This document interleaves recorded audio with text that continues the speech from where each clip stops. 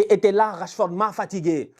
On était en 2016, il est rentré, je ne sais pas de où, tac, tac, Arsenal, il a mis 2 buts. On était présents, je pense qu'il a mis 2 buts ou 1 but, je ne sais même plus en fait. Je me rappelle des débuts de Rashford.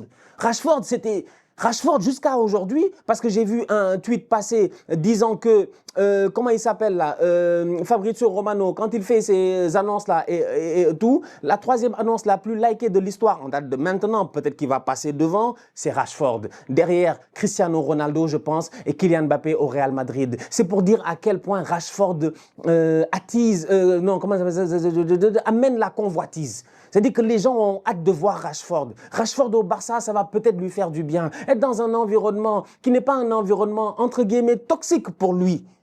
United était devenu un environnement toxique pour lui. Je ne blâme pas Manchester United. Je ne dis pas que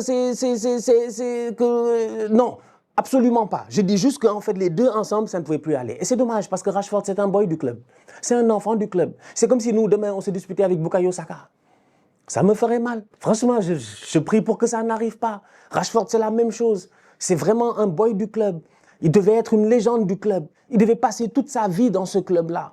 Il devait gagner voilà les titres avec ce club-là. Malheureusement, ce n'est pas ça qui s'est passé. C'est un peu dommage. Deuxième de Première Ligue avec Ole Gunnar Solskjaer. Il a gagné une FA Cup, je pense, en 2022-2023 avec Ten Hag. Mais... ouais, c'est un peu difficile quoi pour lui. Ça a été très compliqué ces dernières années à Manchester United. Un Rashford qui a soufflé tantôt le chaud, tantôt le froid. Mais tu vois à quel point le boy il a quand même du talent.